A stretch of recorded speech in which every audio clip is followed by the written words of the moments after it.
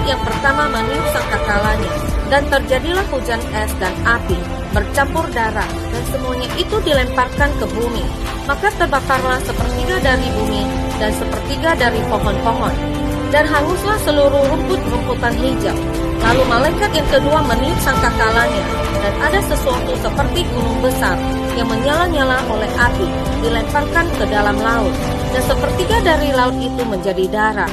Dan matilah sepertiga dari segala makhluk yang bernyawa di dalam laut. Lalu malaikat yang ketiga meniup sangkakalanya, dan jatuhlah dari langit sebuah bintang besar, menyala-nyala seperti obor, dan ia menimpa sepertiga dari sungai-sungai dan mata-mata air. Malaikat yang keempat meniup sangkakalanya, dan terpukullah sepertiga dari matahari, dan sepertiga dari bulan, dan sepertiga dari bintang-bintang, sehingga sepertiga daripadanya menjadi gelap, dan sepertiga dari siang hari tidak terang, dan demikian juga malam hari.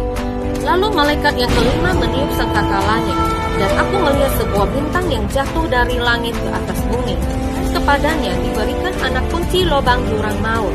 Maka dibukanyalah pintu lubang jurang maut itu.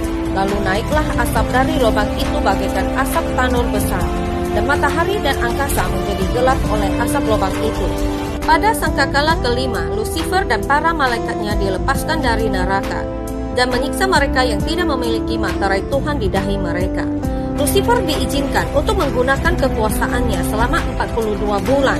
Krisis pemerintahan yang akan terbentuk segera setelah sangkakala pertama adalah awal dari sistem binatang dalam Wahyu 13 yang akan menjadi satu-satunya sistem yang layak secara ekonomi dan juga secara global. Dan ia menyebabkan sehingga kepada semua orang, kecil atau besar, kaya atau miskin, merdeka atau hamba, diberi tanda pada tangan kanannya atau pada dahinya, dan tidak seorang pun yang dapat membeli atau menjual selain daripada mereka yang memakai tanda itu, yaitu nama binatang itu atau bilangan namanya. Yang penting di sini ialah hikmat. Barang siapa yang bijaksana, baiklah ia menghitung bilangan binatang itu, karena bilangan itu adalah bilangan seorang manusia, dan bilangannya ialah 666. Lalu malaikat yang keenam meniup sangkakalanya, dan aku mendengar suatu suara keluar dari keempat tanduk mezbah emas yang di hadapan Allah, dan berkata kepada malaikat yang keenam yang memegang sangkakala itu, lepaskanlah keempat malaikat yang terikat dekat sungai besar Efrat itu. Maka dilepaskanlah keempat malaikat yang telah disiapkan bagi jam dan hari, bulan dan tahun untuk membunuh sepertiga dari umat manusia. Lalu malaikat yang ketujuh meniup sangkakalanya, dan terdengarlah suara-suara nyaring di dalam surga. Katanya, pemerintahan atas dunia dipegang oleh Tuhan kita, dan Dia yang diurapinya, dan Ia akan memerintah sebagai Raja sampai selama-lamanya.